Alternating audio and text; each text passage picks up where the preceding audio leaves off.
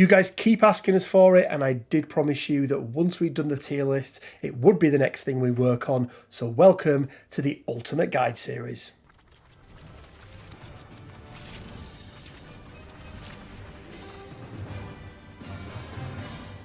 Hey guys, Rich from Richmond Gaming. Hope everyone is doing fantastically well. And yes, lots and lots and lots of you have been asking for these to come back. It was twofold why we stopped them, really. But let's jump over, actually. Let's go to the bugle setup. This isn't a bugle, but we'll say hello to Quinn. Quinn, how you doing, buddy? But we sort of stopped doing these, Quinn, didn't we? Because they were taking a long time to do. They were quite a big commitment, especially with all the sort of battle cards and things we did, which, whilst they were good, were very time consuming. And also, the game changed so much in such a short space of time that it felt almost daft approaching affiliations like Defenders, like Asgard and some others, where we knew so much was going to change for them over the next couple of months. So much changed for Defenders, doesn't it? Well, yeah, no, because if everybody else gets better, by proxy, you get worse. This feels like a whole, glass half full, glass half empty kind of thing. It really does, doesn't it? Yeah. But we're going to take a look, aren't we, at the Midnight Suns. I think an affiliation that a lot of people are very excited about. I think a lot of people really like the aesthetics of them, Basically, if you're a cool guy wearing a leather jacket, you've got a good chance of getting in. If you look like a Matrix cosplayer, you're in. If you're a Matrix cosplayer, you are in indeed. But let's just break down exactly what we're going to do with these videos, because it has changed a little bit, but the core of these videos are going to remain exactly the same.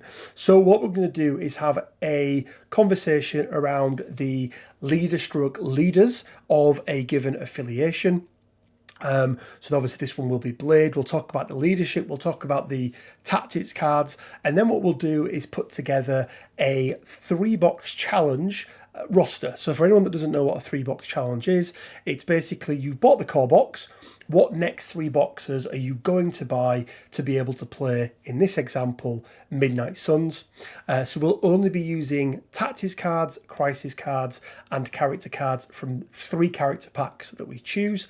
And then once we've done that, we'll put together a no holds barred, or in this case, no money barred roster, where we can just get anything from any box whatsoever, and hopefully that then gives you guys an idea of progression, so where you can start with Midnight Suns and where you can work towards. So with all that said and done, Quinn, let's start with the sort of center of this, which is obviously Blade, aka Mr. Eric Brooks, solo 4-threat leader of Midnight Suns. I don't want to jump into his character card too much, but what I really want to focus in on is Bumping the Night. So that affiliation for Midnight Suns, which for anyone who's not aware, basically once per turn, at any time during an allied character's activation, it may spend 1 power. If it does, place that character within 1 of its current position. This is one of the few leaderships, Quinn, isn't it, that gives... It's not quite an action, is it? Because, it's not a full move. It's a range 1 place. It's like, but it's pretty damn... It's a third of a short move or a range 2 place, right? Yeah, but it's pretty damn good, because in this game, range 1 is quite a far way when we talk about base sizes. It's helpful when you're doing the whole sort of dance of being in range or being out of range in those sort of early moments of the game. Or indeed when you're trying to chase someone down at the end of it to get like that objective they're running off with. Yeah.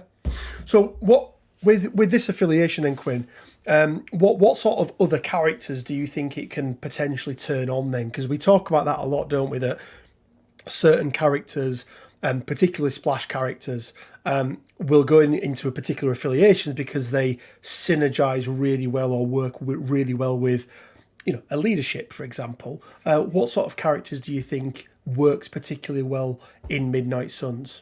I think predominantly, like, when you're trying to get the most out of the leadership, you want to be using it on sort of turret characters, if that makes sense. So characters that don't really want to be using their actions for mobility purposes. and just want to constantly be making attacks. Like, their ideal turn is doing 2 attack actions plus whatever else they're doing, right? Yeah. And I No, I think like that. there's one other like character that I think benefits from this in a major way that people don't necessarily think of very often, and that's Gwen. Okay. Because Gwen on her spider technique has the whole thing where if she's, I think, bit, I think it might just be made a movement this turn, or it might be like placed or advanced. If she's done that, after she resolves that attack, which is her builder, her main builder, she gets to do a long move for nothing. Yeah. And people Which, often forget that, don't they? That a move can be a movement action, it can be a place, it can be an advance, it can be a throw, it can be a like.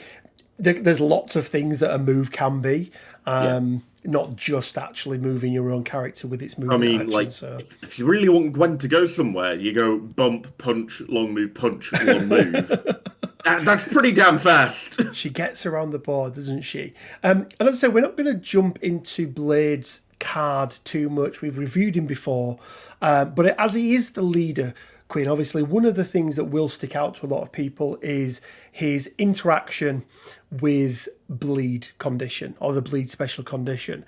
Is that something else that you're looking for when you're bringing other characters into affiliation to synergize with Blade, or is it something you're not too concerned about?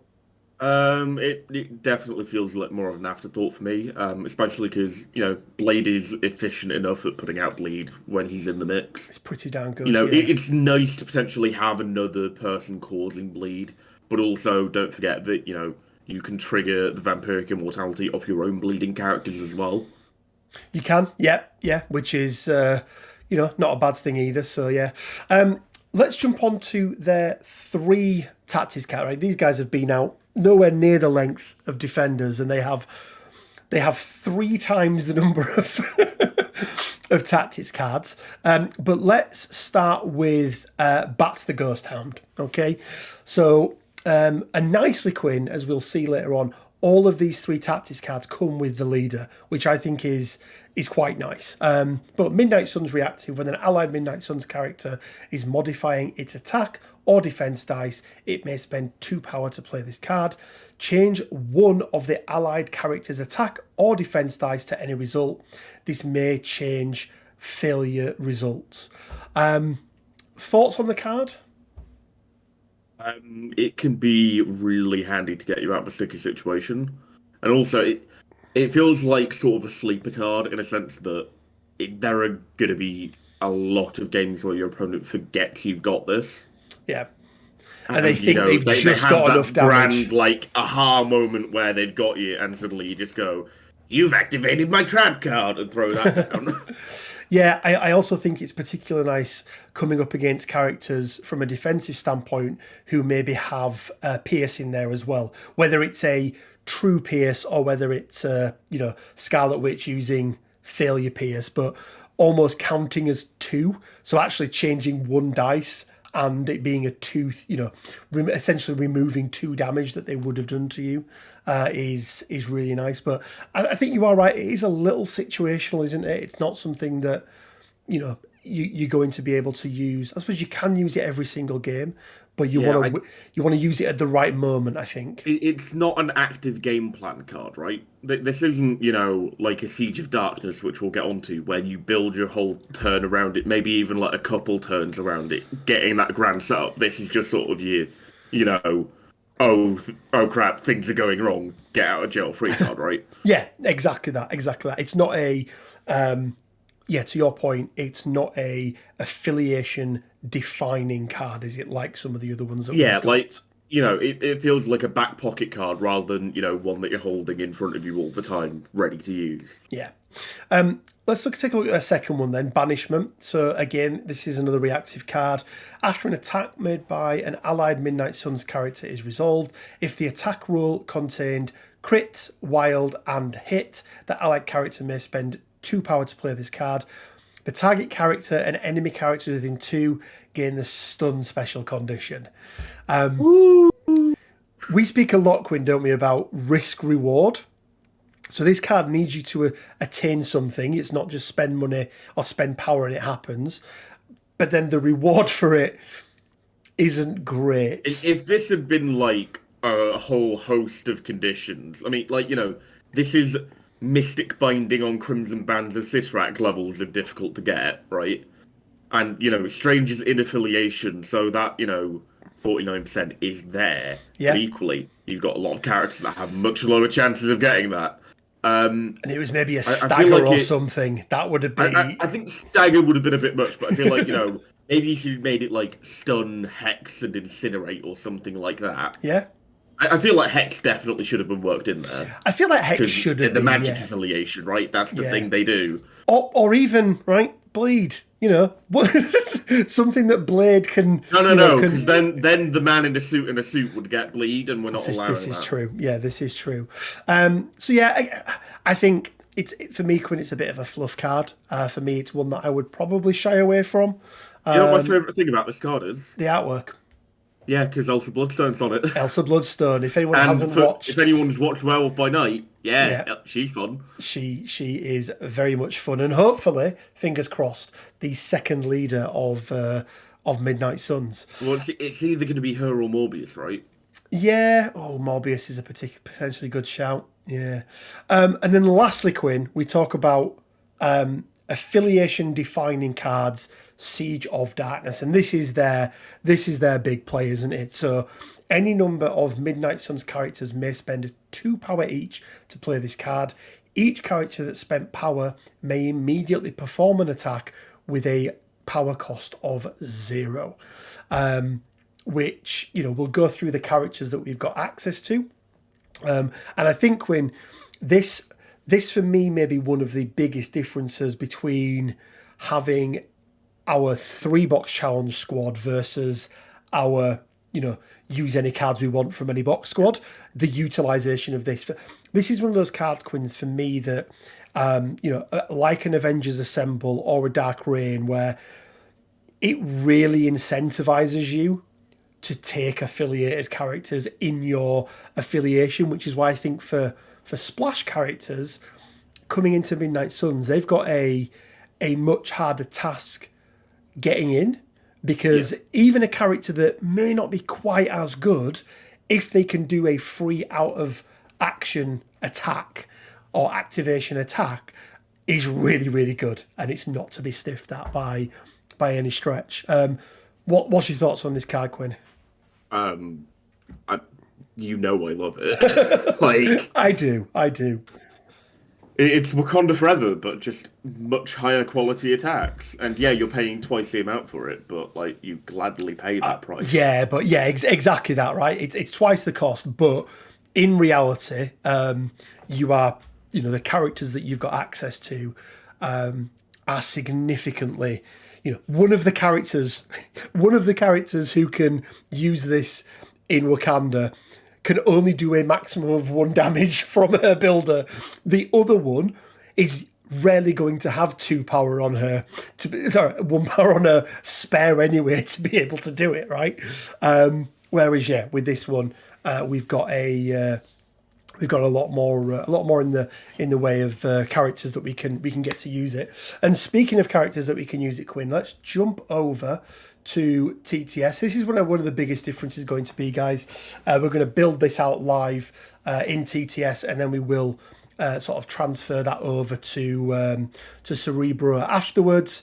And then from there, you guys can use it yourself. Take it, play around with it, do what you want with it. So, Quinn, here are the 6 packs that we can choose from. At the bottom here, we've got everything that we get in the core box.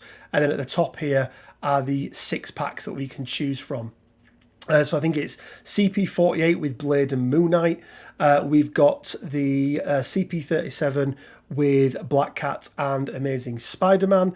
We've got CP23 with Doctor Strange and Wong. I think the only other pack, Quinn, that has 2 members of the Midnight Suns in there. I don't think there's anybody else that does. I mean, that's assuming that we say 1 count, which I don't. CP65 with Doctor Voodoo and Hood.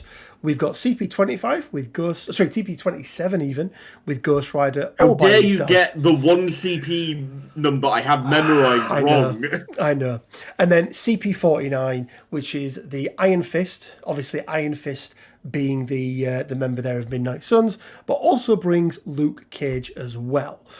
So, Quinn, I think it's safe to say, isn't it, that Blade and Moon Knight are making the cut, right? They Really? You think we should take that pack? Yeah, Sure? I think we take that pack. Yeah, but let's talk about the other packs that we've got and what it is we're looking for, because there's one pack on here where I really lean towards, and it's more because of the character that's in there, and that is your boy Mr. Dr. Voodoo. I always call him, because I want to say Mr. Jericho Drum, but Jericho Drum, aka Dr. Voodoo. I think he's an amazing character. I think he's very good outside of Midnight Suns. He's also extremely good in Midnight Suns as well, with that medium base and that one cost bump. But what are your thoughts? Yeah, that was definitely the pack I was gravitating towards. Not only because of Voodoo, who is an exceptional affiliated member, but also because of Hood. Because Yeah, let's not Hood forget. is offering you that Black Arts heal, which is also putting Bleed out, which, if you're using the heal on Blade, he's paying 1 power to get rid of that bleed on himself. If you use it on anyone that isn't Blade, Blade is also potentially healing by proxy via vampiric immortality, right? Yep, yeah. And, he also brings some cheaper cost mystic attacks in there as well. Yeah. And as you say, quite a bit of a utility character as well with that Black Arts. And obviously then when he flips, or not flipped, but go to his other side, he can dish out some real damage. And that enhanced chain lightning thing that he's got, where on a wild, within range 3, they just take 2 damage, I think it is. If you get the get the wilds, can be pretty crazy. The arc on that is absolutely insane. It is huge, yeah. So, okay, Quinn. So we've locked in our first 2 packs, and I think got the top row. So taking the top row. Where else do we go in? I think this is where it becomes difficult, because It is tricky. Black Cat is a good character, but it is just Black Cat, right? AMS doesn't. I mean, he does bring some. AMS. But ASM even. ASM is not a bad, 5 threat character choice, but there's nothing in there, is there, that where there's synergy, and then their tactics card. Okay, yeah, it's a thing. It exists. Doctor Strange. I mean, everyone knows your love for some OG Strange. Also brings, let's not forget, Quinn, Seven Suns, which is a pretty decent tactics card, especially when we're limiting what we've got access to. But also brings a different extract for us as well. Now, I'm not saying this is a good extract for us, but having a range 1 place with a beam attack is quite nice. Oh, that's the angle you're going for. I was thinking more Siege of Darkness because it's a 0 cost attack. Well, and that as well, right? It is a compelling argument, but equally, getting Danny Rand, the Immortal Iron Fist of Kunlun in there, with that Heroes for Hire, giving you just such a protected bubble. It can be... I think what I'm going to do is I'm actually going to lean back towards Strange, just because of the crises we have available in this 3-box challenge. Yeah. Because what I really like using Danny for in Midnight Suns is picking up your home hammer. Yeah. He generates 2 power in the power phase. He pays 1 to bump forward, picks it up, moves, and then probably flying kicks someone in the face. And as we all know, flying kick is the best attack on his card. It always does the most damage. It does, yeah. But it's that range that he gets as well, then, doesn't it? Like he can get around quite a lot, and it's the guaranteed power. But I mean, because of how good Strange is, we didn't put his gems on here, Quinn. But I think we're both agreeing that we don't want a gem on Strange at all. Back when Midnight Suns first launched was when I first experienced playing gemless Strange. And honestly, I vastly prefer it to Gemmed Strange. Yeah, no, I'm in agreement. So I think we've got our packs in, Quinn, right? So let's delete the rest of these out. Let's talk about Ghost Rider for a second, Quinn. Does Ghost Rider have a home in Midnight Suns? What's your thoughts on that? I think he definitely does have a home. It's just in this limited format. Going for a single character box is always going to be a big ask. It's going to be very difficult, isn't it? I think unless the leader is in there, it's going to be difficult. So I am okay with that. Cool. Right, Quinn. Let's talk about the tactics cards that we are going to keep from these 3 packs then. Because we've got some good, some okay. I like how you said good when you showed Banish. Yeah, no, I meant to press on Siege of Darkness, and some pretty goddamn awful ones.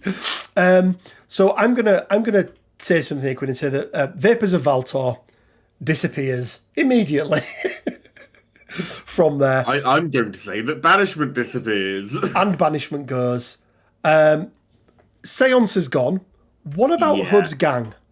I think that's going to be, like, if it does get included, it's going to be in that, like, 9th or 10th slot, right? So let's move this over to the side for the moment then. I think also we should probably end up putting 7 Suns over to the side as well. Yeah, just to see what we end up with. Let's put this over here as well.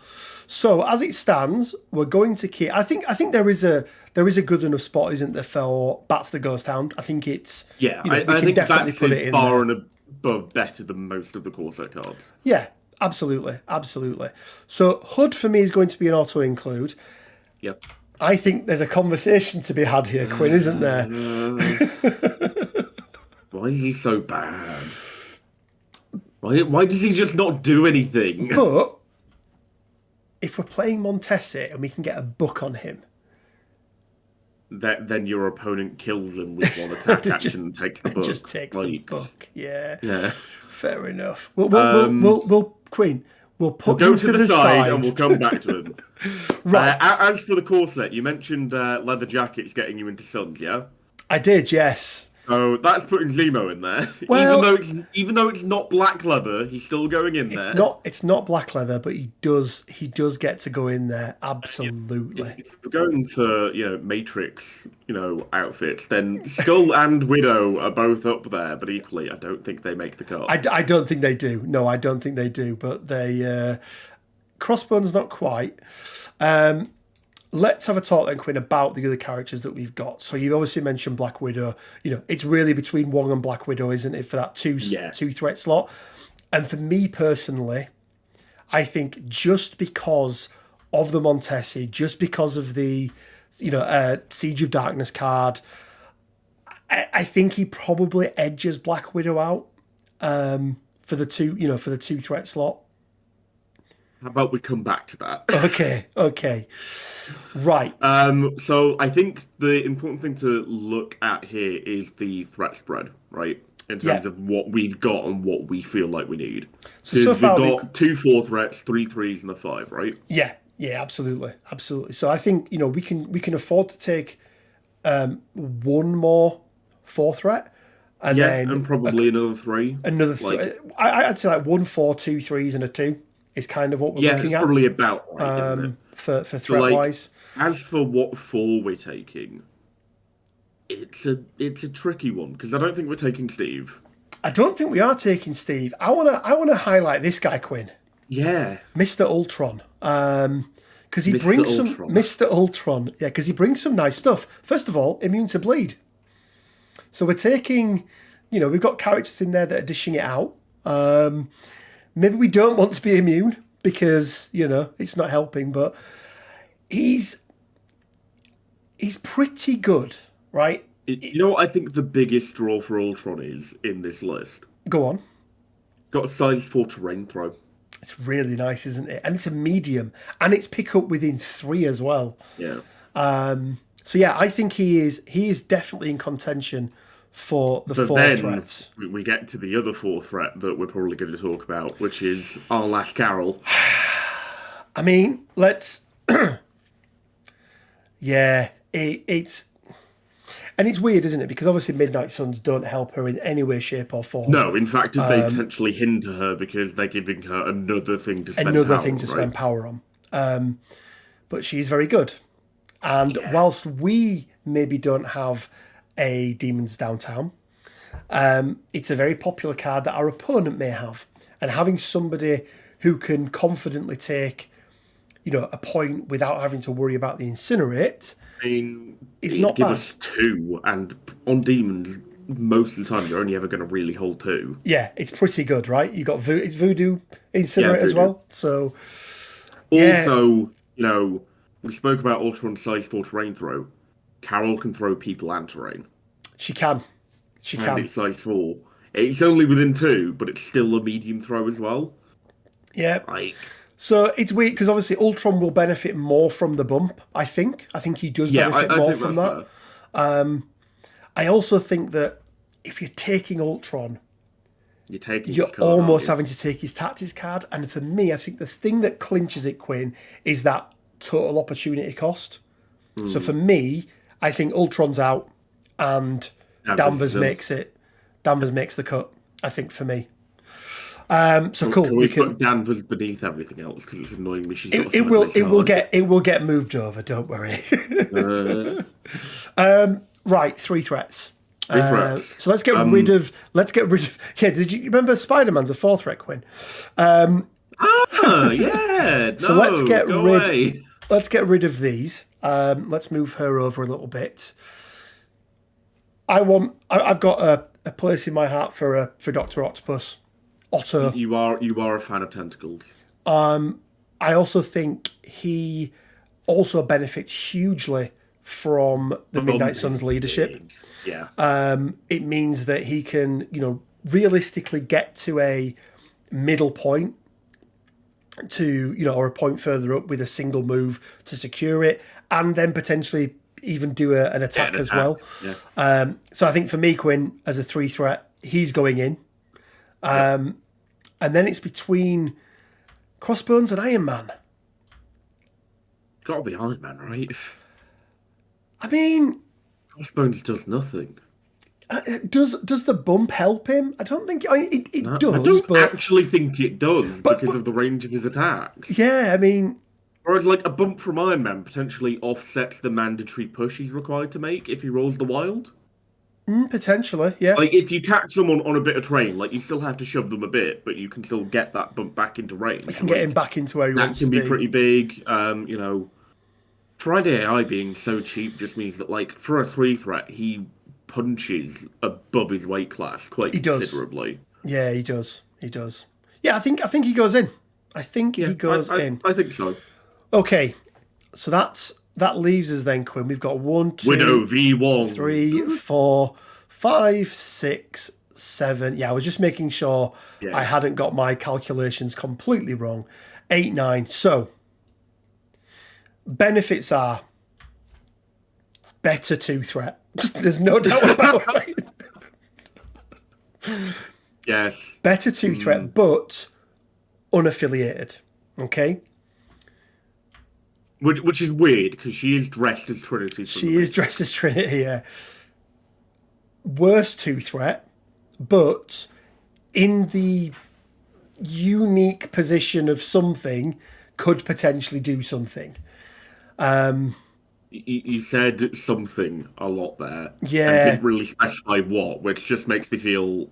I mean, Wong's- also, right, just Wong's because gone. I know people understand my vehement hatred of Wong, but equally, I do also want to throw out there Wong's healing is of far less value here because, 1, Blade heals himself throughout the course of a game.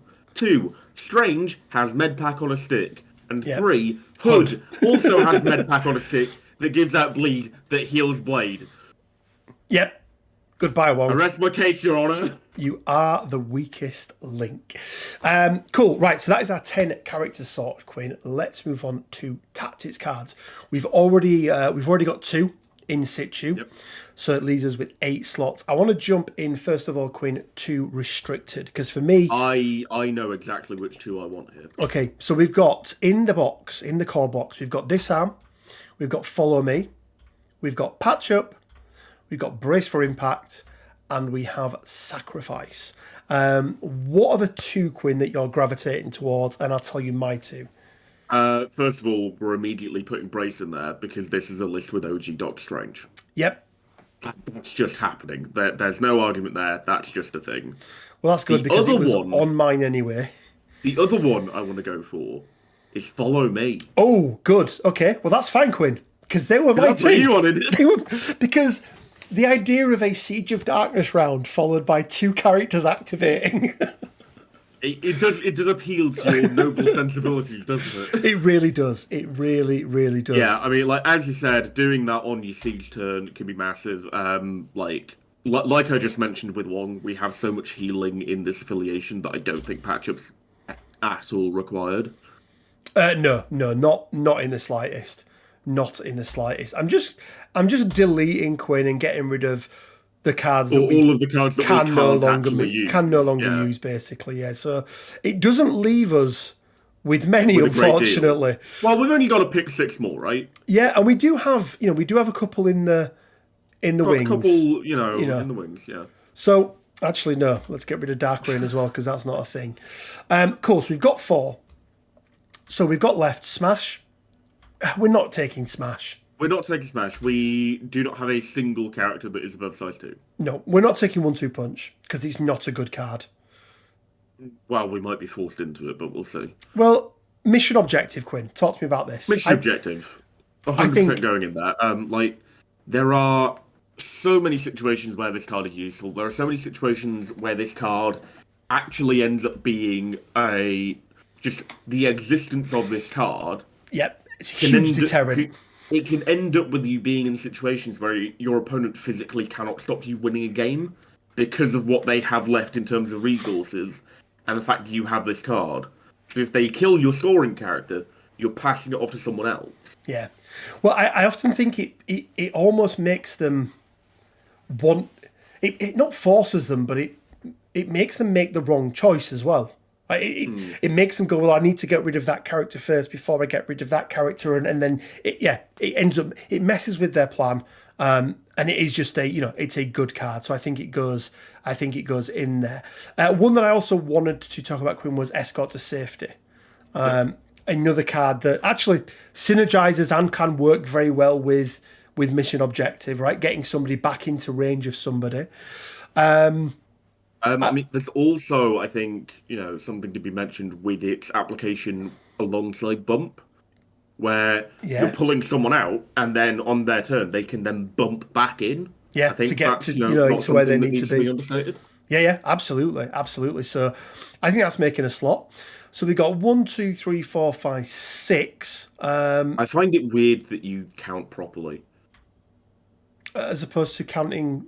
So we've got 7, I 16, 32. No, I count in sets. So when I look at that, I see 2 sets of 3 rather than 6 individual items. Fair enough. Let's go back. Let's circle back to Seven Sons, Quinn. I think with the cards we've got left, Trip Up, Inspiring Monologue, 1-2 Punch, Sucker, Heave Ho, Hud's Gang. I think it probably makes it in there. Yeah, I mean, it's not the best. It's a great card. It's just that there are a lot of hoops you have to jump through in order to use it, right? To be able to, absolutely. 1, you need the 2 people in range. 2, you need the power to use it. 3, you need the action to use it. And 4, you need to be on a map where it's actually, reasonable that you'll get into a situation with it, right? Right, Quinn. So we've got 3 more tactics cards we need to pick. Inspiring Monologue. It's okay. Yeah. It's all right. I don't think you can really say much more about the card other than, it's all right. It can potentially be the difference in a game, right? Being able to re-roll your defense dice, but ultimately... Yeah, I mean, also, it's any number, so you're not forced into a full re-roll. That is nice. Like that can be cool. I mean, based on the dregs that we've got, sitting beside it, it's probably going in. Yeah, because 1-2 Punch isn't good. Trip Up... Trip Up I kind of like. Yeah, do you know what? The stagger is quite nice, right? Let's put it this way. Would you rather have Trip Up or Banishment? It's a good point. So, do you know, what do you think of this, Quinn? Inspiring Monologue, Trip Up, and Hud's Gang.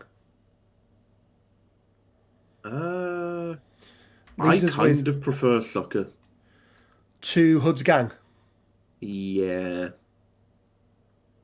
Oh, actually, I always forget that Sucker requires the enemy character to be injured. It's got to be injured, Yeah. I don't know. which is It can be nice. really good for like screwing over a Ghost Rider and getting rid of that deal with the devil. But equally, you're spending Yeah, a lot of power. yeah, it's hard, isn't it? It's hard. Yeah, And then we've got Heave-Ho, which I think we can agree is yeah, it's better than 1-2 punch. that's a low bar. So 1-2. So it comes down to then Quinn is I think we're putting Hood's gang. yeah, Yeah. it's something else that Hood brings. I think isn't also it? with the core set crises being as spread as they are, you've got more points to stand on, which means you've got more opportunities for rerolls. Yeah. Yeah, no, I think that's a fair point. So we obviously know Montesi's going in there, right? Because we've already spoke about how that works with Siege of Darkness. It leaves us with 3 other extracts to choose from. We've got Struggle for the Cube, we've got Scrolls, and we have got Spider Infected. Which of these stands out to you, Quinn, as better suited for Midnight Suns? I think the 2 wide ones definitely do. Yeah. So Cubes, you've got the healing, as we mentioned before, and then Spider Infected bump somewhat offsets the movement penalty. yeah, yeah. I mean, in my head, I was thinking Scrolls. We've got Voodoo. Like, is Yeah, that a thing? And but then I also then think that actually they don't have. One thing that is definitely lacking in this Midnight Suns team is like there isn't a big guy is there who can take multiple punches and come out the other side of it. That there's not a clear objective holder here for me, Quinn. In that Voodoo and probably the 2 doctors are probably the best. Widow's not bad.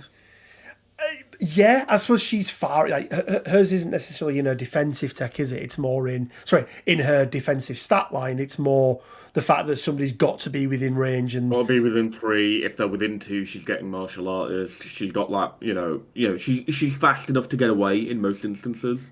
yeah, yeah. So what do we think? So do you still think the 2 wider ones are the better of the 2? I think what I would suggest is probably as much as you can offset the movement from Spider Infected, that Suns is a somewhat top heavy affiliation. But it's not top heavy in the sense that it has a bunch of big bads like Malekith Cabals, but just that you're always playing slightly higher costed characters than Yeah. most teams would. I mean, And I think because of that, you don't want to have an extract where you can only hold a single extract if yeah. there's like 5 of them on the board. Whereas you don't mind, right? You don't mind Hood picking up 2 of these, running to the side of the board, and then just healing himself every round, right? Well, he can't, but sure. Sorry, not yeah, sorry, yeah, not him, but like anyone, right? Just like a Black Widow, right? Letting Black Widow run into the corner with 2 or 3 cubes and dying is fine. Yeah.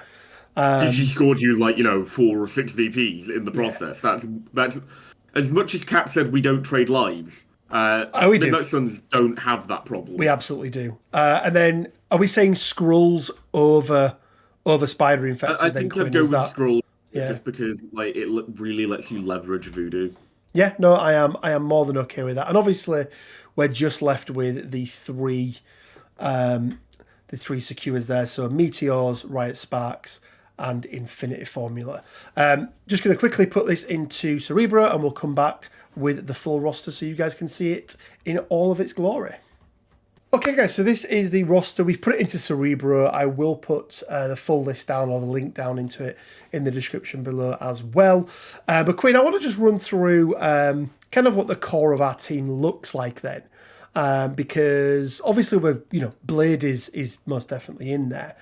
For me, I'm sort of leaning towards, Voodoo and Moon Knight being the other 2 sort of probably almost consistent members, but then maybe Voodoo switches to Strange in some circumstances. Back when I had my Sun stint, my core was always 13 threat of Blade, Voodoo, Strange. I like it. But that was back in the far distant past where, advanced R&D wasn't restricted and also it didn't have to be on the character giving out the powers turn, Yeah, which made things a lot easier. it did used to. This It is did no make things a hell longer of a as lot easier. easy. But yeah, I think like you're probably chucking Moon Knight in there and you're probably chucking Voodoo in there. Like Yeah, I when think you play an affiliation, you want a three-member core, right? you do, and I think 11 is a nice number to be at, Yeah. right? Because it gives us some flexibility then. Because obviously the lowest threat value that we have in the game right now is 13. Sorry, it's 14 14. even, which means we have, and this is why it's really important, guys. When we spoke about the graph of characters and the threat, the distribution of threat, because it means that we can now add 4 characters in here, or choose from 4 characters. So whether it be Zemo, whether it be Hood, Iron Man, or Doctor Octopus, to get us to that 14 threat, which is a really nice position to be in, Quinn, isn't it? Because depending on the type of map, depending on the setup, depending on who we're coming up against, one of these characters will be You've better got than the a other. plethora of options available to you there. Yeah. Yeah, which is really nice. So, it's hard to say, isn't it? At 14 threat, you take Zemo, because it very much depends on what 14 threat it is we're looking at. But it's nice that you've got those 3 options in there. I'd almost say that you could then go the other way, Quinn, and go at if we want to jump up to, sorry, we want to go to 15 threat. We can obviously then do one of 2 things. We can bring in Danvers, if we so wish, or we do have that flexibility of being able to swap out a Voodoo for a Strange, Yeah, should we we've so got wish. like sort of 3 threat worth of like little jumps we can do right from that which 11 is threat core. which is really nice. Which is really nice indeed. So there's plenty of options in there, Quinn. We've already spoke about the synergy between Montesi formula and the leadership. Sorry, the I always forget the name of it. The Midnight Suns tactics card. Siege Siege of Darkness. There we go. And Bump in the Night as well, right? Let's not forget that. I'm Bump in the Night as well. So yeah, I think this is a solid roster actually for somebody starting out for with a the 3 game. box. It's got legs. Yeah, it definitely has legs.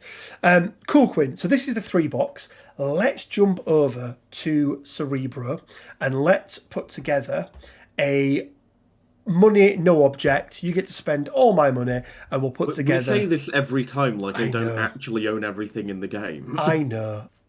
Cool. Okay, guys. So we are back on to Cerebro now. We are going to put together a really quick Midnight Suns roster. We'll talk through some of the other characters that we're going to put in there as well. This time round, we're not going to be restricted by any 3-box challenge or anything like that. So let's start, Quinn, with characters. Let's sort these by affiliation, and let's start with the Midnight Suns. Obviously, Blade's going in there, right? Is he though? So We're really Blade, taking Blade. Voodoo. Well, who do we?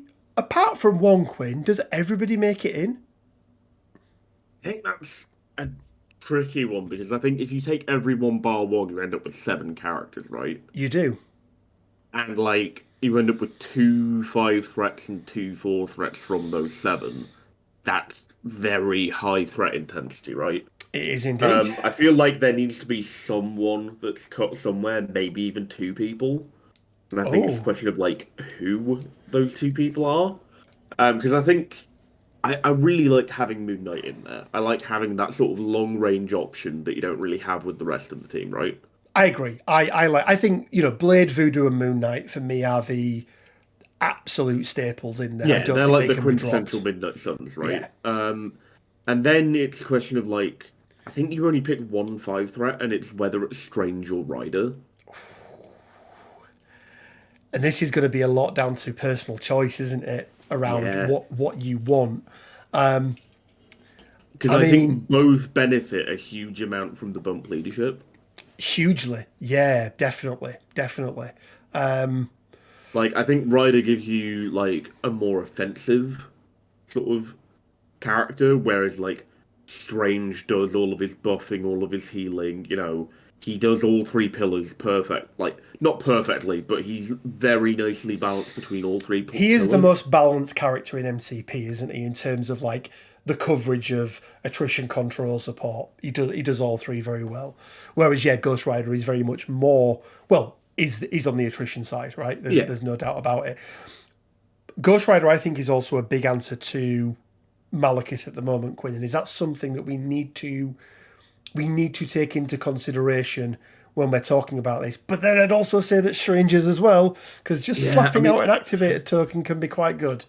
so what I think we need to keep in mind during sort of the building of these rosters is if we want to try as much as we can not to date them, I don't think we can allow the Malekith influence to seep in too That's far. fair enough. But I think right now it is relevant, and I think it is going It's to be relevant. for, It's for just a some question of time. like how long is that sometime gonna last? So I think, Quinn, where we are right now is you, as your five threat of choice, going with either of these is not a bad option. Yeah, I think it I is, think as you it's said, down personal to preference, choice. right? I think just because he made it into the other one, and I felt a bit bad on Jonathan because he didn't make it Jonathan. into the last one. I think I'm going to put Ghost Rider into That's into fair. this one, Quinn. I do, however, still want to include Iron Fist. I think he brings He is good. He some is good. goodness with him, and then it's a question of does Black Cat make it? I don't like Cat. I know you don't like her. I know you I don't just like think her. she's boring. It's that stagger, isn't it? And it's the stagger, and it's it's the steal that she can do. Yeah. But do you know what? No, she's not going in, Quinn. She's not going in. We're taking five characters with us from affiliation. It's cool. So the one pack that we bought, we've just dropped. By the way, Well, yeah, but I think in a three-box environment, I it's think very that very pack is different. better. Yeah, very very different. Yeah. Cool. Okay, Quinn. So, what other characters are we looking at? What types of Zemo. characters do we want? His name is Zemo. So we're still putting Zemo in. I am more than okay with that. I like how you search for him, even though like he's literally visible from that first Oh, I panel. know, I know. So what's that then now? So we've got six characters. We've got three threes, two fours, and a five. Is there a room, do you think, for another big hitter in Midnight Suns? Or I think it's awkward because Blade is a four threat, right? it just tips it that little bit too far, doesn't it? Like, I mean, you could definitely make arguments for including a Hulk in Midnight Suns. Like, you know, Bump on Hulk is pretty good. It's pretty darn good. It's pretty But, darn good. And on, like, on, on top of all the other movement he's got as well, yeah. it can be really nice. I think I Well, want to put Gwen in there. I am more than We mentioned okay. earlier, she brings you like a nice degree of control as well, whilst also being able to implement a beatdown. Yeah, yep. I am more than Also, she okay has with that. Ghost in her name, so she She fits d- the she spooky does vibe. she does fit in nicely. Yes, I yeah. think we want a two threat, and I think it has to be our man Benjamin Poindexter. I think it does. I think it does have to be Mr. Bullseye. Bleed, guaranteed damage. Yeah, Pretty darn good. So it leaves us with two slots left, Quinn. it's lots. Two slots left. So at the moment we're only on 4 3 threats. I'd really like another 3 threat in there, I think. Yeah, And I'd like another 4 threat, and I'd like to put forward a 4 threat who I really like. Venom. Venom is a very good Midnight Sun. The bump really solves out the only weak part of Venom's game, which is, not great movement, but that bump, being able to pull, lethal protector, I think he brings a lot. But he's dishing out He bleed. does guaranteed bleed on his builder. So I'd like Yeah. Venom in there if that's okay, Quinn. That's all right. And then I think as the final three threat, I think we actually bring back someone else from the three box challenge. Okay. I'm going with Iron Man. We've lost the healing from Strange. Hood. Bring in the healing from Hood. Yeah, do you know what? his card probably won't make it. No. But I think that synergy, and let's not forget, Quinn, that a rapid fire mystic attack is not to be sniffed at. I've had Hood in a single activation take down Steve on his injured side, because he's pretty good, and you get a hammer on him, all of a sudden 5 dice rapid fire is very, very good indeed. Now, I do want to add the caveat that, if your personal preference leans you towards the strange end of the spectrum rather than the Ghost Rider end of the spectrum, as to your affiliated 5, Hood probably isn't necessary. I'd probably look he's definitely still up there for consideration because Yeah. he's a cheaper way of accessing that healing. But, I'd probably look at Winter Soldier, Quinn, if I was being Winter honest. Soldier is Yeah. a great shout. Yeah, that's where I would probably put my hat. Right, let's do this again then. So required affiliation. We'll go to Midnight Suns, and I think it's the same 2 cards, Quinn, right? Yeah. Bats the Ghost Hound and Siege of Darkness make it in there. I think you then include Lethal Protector. Lethal Protector. We get Heroes for Hire. Heroes for Hire, yeah. And then I think restricted cards. I think I still like a Follow Me. I don't know your thoughts on it. Yeah, Follow Me is a decent card still. Obviously, we're not playing Strange, so Brace is not as necessary, potentially. Equally, you are bringing characters like Danny, who is susceptible to throws. He doesn't get his martial artist on that. Also, Hood as well can be can be susceptible. Well, Hood can do his invisibility cloak on them. Ghost Rider is susceptible to throws. It's the thing. So I actually don't mind Brace in there. And as we've just mentioned, Ghost Rider, obviously the other card that we need to take as well is indeed Deal. And actually, while you're there, chuck in the Mark for Death. Mark for Death while we're at it. Always useful. Why not? Why not indeed? So that's 8 cards, Quinn. Let's just double check. Are we missing... I don't think we're missing any characters specific, are we? So it leaves us with some generic cards. What are you thinking? What do you think could be worthwhile? I mean, I'm still okay with. Oh no! I tell you what, I do like, because we've got Gwen. Fallback. I don't mind fallback. Getting back into a position where Gwen can then pull you away. I also don't mind mission objective. Again, I think it's a pretty decent card. I kind of like the idea of including Face Me. Oh, yes. The list we've got at the moment, the only real control character we've got is Gwen. You're not going to be playing Gwen every game. And also, just pulling someone in to be in a better position to get Siege of Darkness is pretty nice. Yeah, no, that's pretty good. That is pretty good. So one slot left. We've got 4, we've got Bray. I'm trying to think of the other generic cards. They're becoming so difficult now, aren't they, to fit in.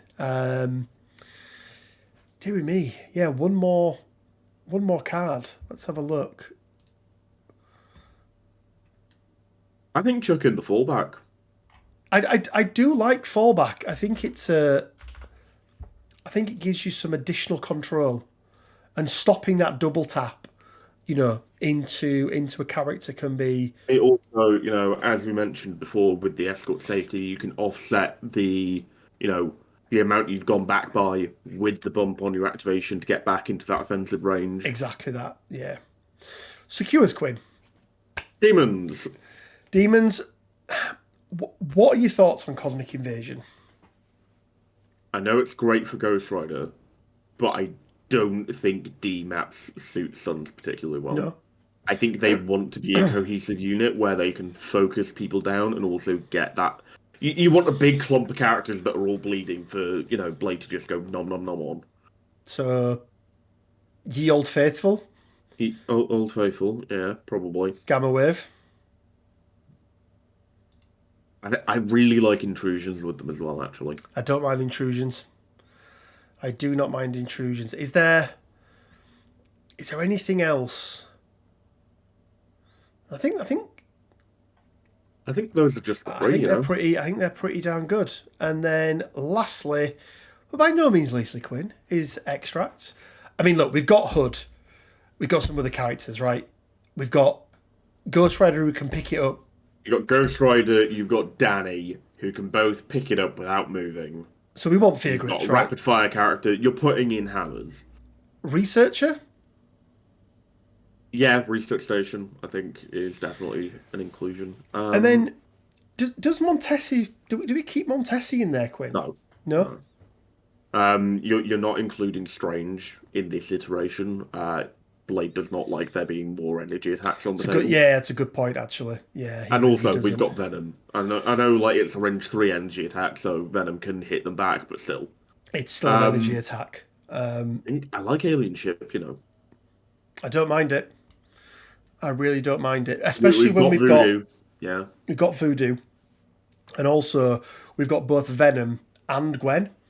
And if somebody, if your opposition double moves and just happens to find it, turn 1, round 1, you've got 2 characters there who can very nicely, drag those people into position as well, which can be very nice.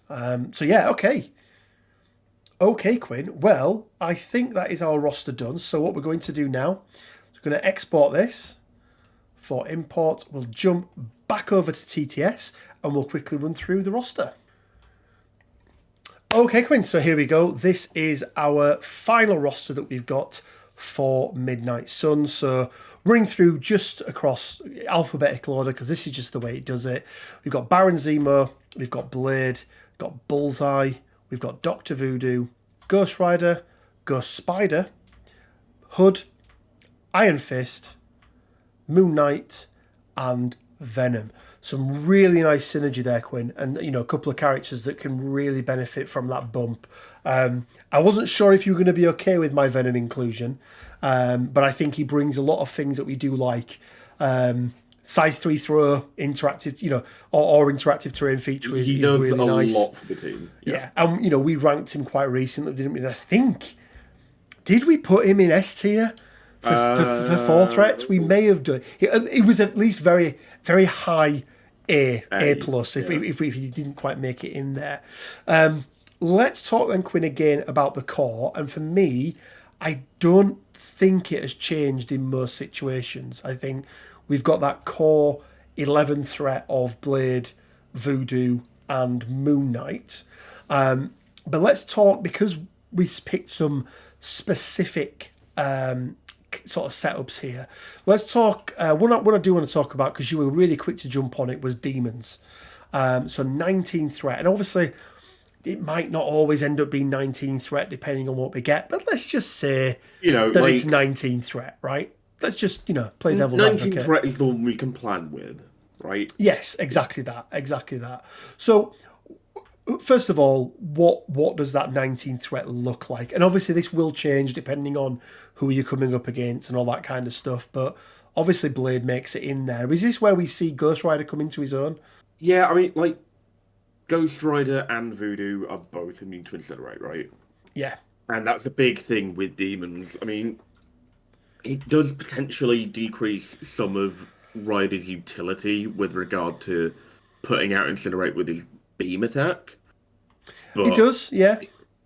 Just having characters that could just stand on a point on demons and not care at all, it just feels good, right?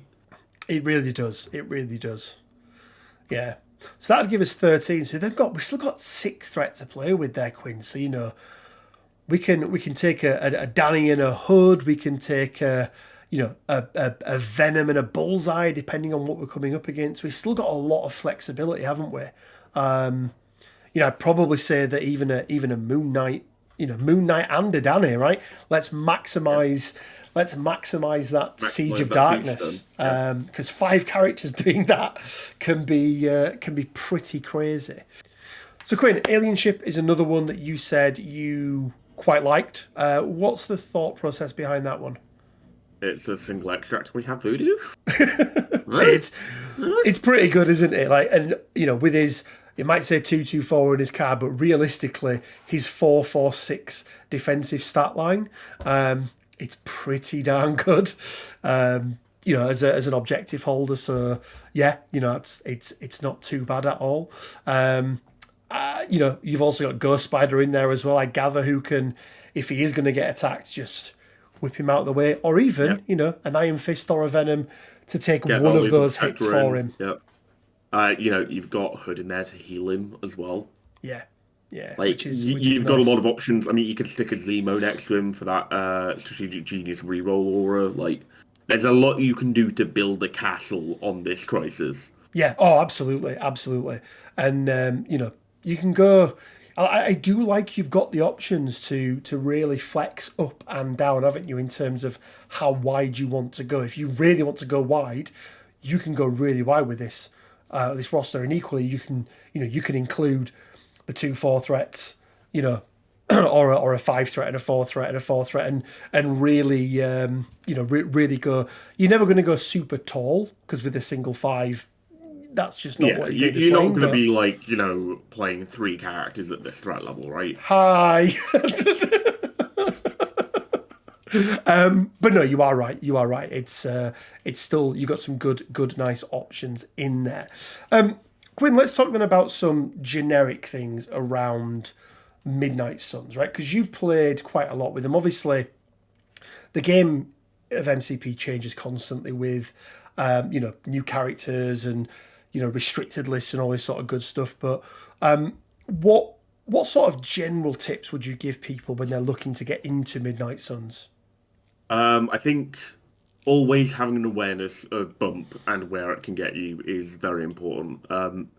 Eyeballing is a skill that you develop over time.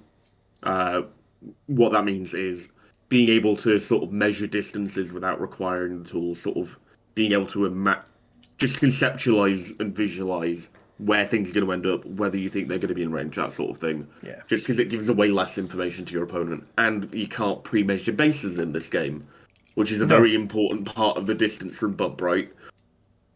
Absolutely. Yeah, you can't just go take a separate base and see if you fit somewhere or wherever it may be. So, yeah. Yeah, so I think always be mindful of bump. Also, don't get too attached to Blade, because people will try and kill him, and he is not as tanky as you would like him to be. Yeah, he really is. Whilst his leadership builds, it's the other people around him, isn't it, that sort of do the heavy lifting once the game starts. I've found with Midnight Suns, like, he's okay, but he's just okay, isn't he? Like, he's not an amazing leader that leads from the front and can take 100 hits and, is going to be there to the dying end. Like, people will focus him and take him out, which then removes your bump in the night. He's got some okay attacks, but, he's not a big hitting character, is he? I mean, he can do some damage, and he can be, like, relatively consistent with it because of that pace, right? He's also, he's attacking Mystic, which is one of the better attack types to have. Just because there's less tech against it. It's got a higher overall stat comparison compared to energy, but there's more tech that works against energy in my mind. Blade is susceptible to being killed before he activates. Or rather, once you've activated Blade, is when he is most susceptible, right? Yeah. Because potentially your opponent's getting prio, and they're going to kill him at some point, right? Which means potentially that you want to save Blade to be one of your later activations on most turns, unless he's already in those dire circumstances, right?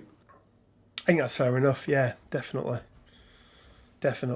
Yeah, I mean, I think my thing would be is, I think, to your point, be aware of the bump. Do not forget it. For a single power, it is worth so much more than that. Make sure you build some characters that can maybe keep Blade alive that little bit longer, so hence why we put the likes of Hood in there, Iron Fist with Heroes for Hire, Venom with Lethal Protector, right? They're going to keep him alive that little bit longer. And it's not necessarily that you need him alive longer, but, you want those bumps, right? This is what the affiliation is built around. And timing on Siege is important. Yeah, I was about to mention that. So timing on Siege, first of all, you don't have to say who you're activating with before you play Siege. Yes, really important. Your turn starts, you can just play that card immediately before you decide who to activate with. So you can see how all of the attacks from that siege shake out, and then act appropriately as to what you want to, focus your efforts on if something survived that you would really like dead. Or, something's gone really well on one flank that you were worried about, and now you can, change your efforts to the other side. Equally, you can also do it mid-activation. So if you've got a bunch of your Midnight Suns characters clumped together and you really want to get a great siege off, potentially you're better off doing it on a Zemo activation, having him charge into range 2 of all the people in that clump, get his attacks off, and then do the siege to get that strategic genius reroll on all of the attacks that you're going to be making. Yeah, yeah. Like There's a lot of nuances to it, isn't there? But it's just looking at it. Do it mid Ghost Rider activation after he's done the Incinerate beam. Like there are so many different points that you can do with sieging. Yeah, yeah, and that's the other thing as well is don't forget that you don't have to what's the word? You don't have to do it at the beginning or the end, as Quinn just says. You can't do it mid Ghost Rider beam. That doesn't work. But you can do it. You can make one attack with a character, do Siege of Darkness, and then carry on with that character. Or just even activate them, do a bump to get them into a position where you're happy with them, then do it, right? Yeah. You can use as many or as few resources as you want during that turn before you siege, right? And there are going to be plenty of situations where that is going to be, the be all and end all of how that siege shakes out. The other one I would say, Quinn, as well, is don't be afraid and don't feel like if you've got 4 Midnight Suns characters on the board, don't be afraid and feel like you can only use siege when all 4 characters can make an attack. Yes, that's optimal, but it might not be the best thing for you right there in that game, right? If you're 3 damage away from, dazing a Hulk, for example, and that Hulk hasn't yet activated, and the only other character who can use Siege of Darkness is going to be, a Moon Knight or whoever it is, right? Moon Knight or Blade or just one other character, but they can do that attack into Hulk and give you that chance to take him down and stop him from activating. It is worth doing it. So don't feel like... Sometimes getting the most out of a siege isn't necessarily getting the most actual attacks. Yeah, it's the result. He's getting the greatest result, right? Yeah, absolutely. Absolutely. Any gotchas, Quinn? Anything that they should really watch out for? We've already spoke about energy attacks, haven't we? How, particularly for Blade and, Venom in this list to some extent as well. We also know throws into Ghost Rider are going to be a problem. That's where he takes a lot of damage. But any other gotchas in general for Midnight Suns that people should watch out for? I think be wary of trap style effects. So tricks and traps from Mysterio, the thing that Cassandra Nova does. Any of those effects where, after a movement, which the place from bump happens, you play some power, you do your dice, potentially do damage. Be wary of those, because bump is not a way to get around those effects. No, it's you not. aren't going to be able to get into range of Mysterio by doing that if he's got the power. Because if he does that damage to you, he's still getting away. You're not actually removing the opportunity for him to do that. Yeah, no, that's a really good point. It does class as a move. Not those things are not reliant on move actions. They are moves, and your base, your character has moved. So yeah, well. There we go, guys. This is, as I say, a slightly different format. Being brutally honest, the others were just too much effort. These are about the same length, but what I feel like, is we've actually been able to go into a bit more detail around some of the nuances around it, rather than worrying about what their score is here and this here and everything else. Actually, just talking about the affiliation and the characters. I also think it's just of a greater value to someone looking to get into an affiliation, right? Because as we've just done at the end there, going through sort of the things to look out for, what you need to work on as you play the affiliation, I think that's a lot more useful than giving a roster a score, right? I agree. As much as, I still ascribe to the idea that there are those 3 pillars of MCP, for every character, it's less of a definitive number and more of a guideline of just what they err towards, right? Yeah. Yeah, absolutely, absolutely. But let us know, guys, down in the comment section below if you've got any hints, tips, tricks. If you've got any other questions you want to ask us, put them all down in the comment section below, and we always try and answer every single question that comes through. If you have liked this video at all, please do leave a like. It really, really does help. Apparently, Quinn, there's some algorithm these other YouTubes keep telling me about. I'm not entirely sure what it is. This sounds like fake news. It does sound like fake news. It really does. But yeah, apparently there's an algorithm and a like.